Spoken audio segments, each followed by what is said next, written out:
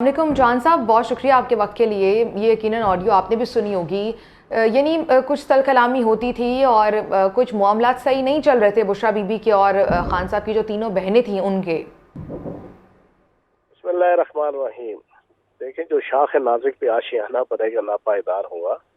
और बेसिकली लतीफ़ खोसा साहब अपने एजेंडे पे हैं, बुशरा बीबी अपने एजेंडे पे 6 साल से थी। अलीमा खान साहिबा का पिछले 25 साल से जो एजेंडा है, हम 17 साल पार्टी में रहे हैं, हमें पता है कि वो तो उनकी और आल औलाद ओपन कहती थी कि अगर चेयरमैन तहरीक इंसाफ ना हुए तो ये पार्टी हमारी है, हमारी अच्छा। उसके ऊपर इन्वेस्टमेंट है, हमारे उसके ऊपर जनाब कुर्बानियां हैं और हम किसी और को जनाब इस पार्टी पे कब्जा नहीं करने देंगे।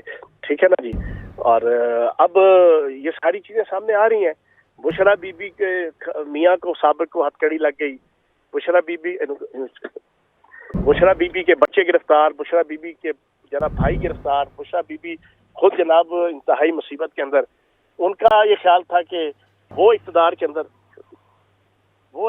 अंदर जनाब अपना किरदार अदा करेंगी और इस पार्टी चेयरमैनी के हवाले से अपना किरदार अदा करेंगी। लेकिन चेयरमैन तहरीक इंसाफ उनको समझ चुके हैं।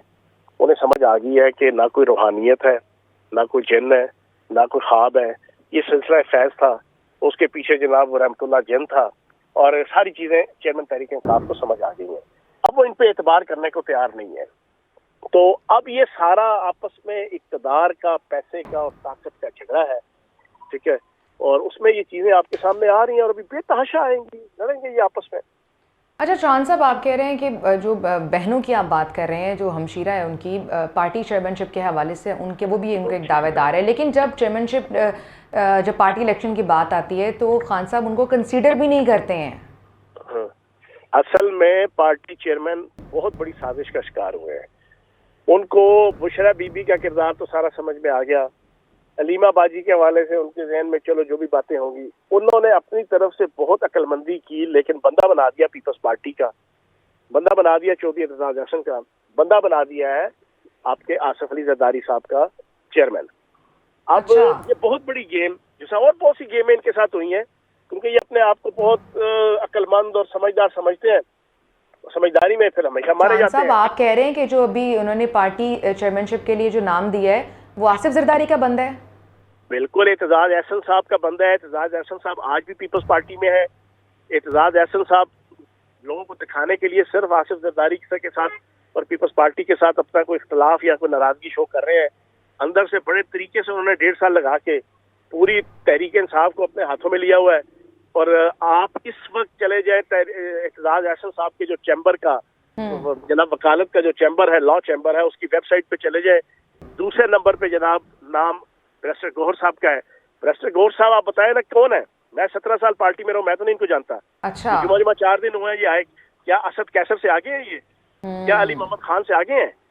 क्या शाह महमूद कुरैशी और चौधरी परवेज लाई साहब की जो सजा याफ्ता तो नहीं है? साहब, आप जो बातें कर रहे हैं आप ज्यादा बेहतर बता सकते हैं, आप बड़े करीबी रहे हैं, बहुत अरसे तक उनके साथ रहे हैं। लेकिन खान साहब, ये खान साहब के साथ जो उन्होंने फैसला लिया है, पार्टी के जो चंद जो बच्चे कुछ लोग रह गए हैं वो यकीनन खुश तो नहीं है इससे। मैं वही तो कह रहा हूँ, शाह महमूद कुरैशी साहब का कैंप, चौधरी परवेज लाई साहब का कैंप इस वक्त सख्त गम और गुस्से में पिछले 2 दिन से। मतलब है इन्होंने 80-80 साल की उम्र में हथकड़ियां लेके लगा के जेलों में बंद हैं, बख्तरबंद गाड़ियों में पीछे भुगत रहे हैं।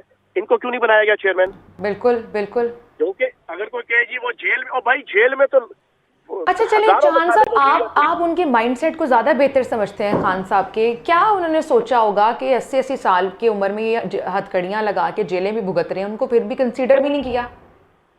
तो अभी आपको इसके सारे रिपरकशंस इंशाल्लाह नजर आएंगे। अभी आप देखेंगे ना, अभी आप अकबर एस बाबर आ रहे हैं, वो बुनियादी मेंबर हैं, वो बुनियादी पार्टी के जनाब जो क़याम हुआ था उसके पायनियर हैं, वो भी इलेक्शन कंटेस्ट करेंगे, वो फिर अदालत में जाएंगे। अभी बहुत कुछ आपको।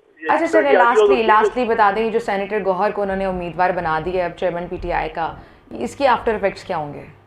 इसके आफ्टर इफेक्ट्स आपने आज आपने देख लिया, फिर आप देखिएगा अगले 20 दिनों के अंदर अदालत के अंदर लिटिगेशन होगी, अदालत के अंदर और इलेक्शन कमीशन के अंदर जनाब बहुत से लोग जाएंगे। फिर जनाब इनको जिस तरीके से चौधरी एतजाज अहसन साहब और पीछे जनाब पीपल्स पार्टी का नेटवर्क, वो फिर पार्टी के फैसले करेंगे। मैं समझता हूँ कि शाह महमूद कुरैशी साहब के साथ, चौधरी परवेज लाई साहब के साथ, अली मोहम्मद खान साहब के साथ और असद कैसर साहब के साथ बहुत बड़ी ज्यादती हुई है। चलें जी, बहुत बहुत शुक्रिया आपके वक्त का। फ़याज़ुल हसन चौहान साहब हमारे साथ मौजूद थे। इस्तेहकाम पाकिस्तान पार्टी से आपका ताल्लुक़ है, और जिस तरह से इस ऑडियो लीक के हवाले से बात हो रही थी, तो यकीनन इस ऑडियो के बाद बहुत सी चीज़ें सामने आई हैं कि इख्तलाफात अपनी जगह पर मौजूद हैं। बुशरा बीबी और खान साहब की तीनों बहन के दरमियान कुछ इख्तलाफात भी थे।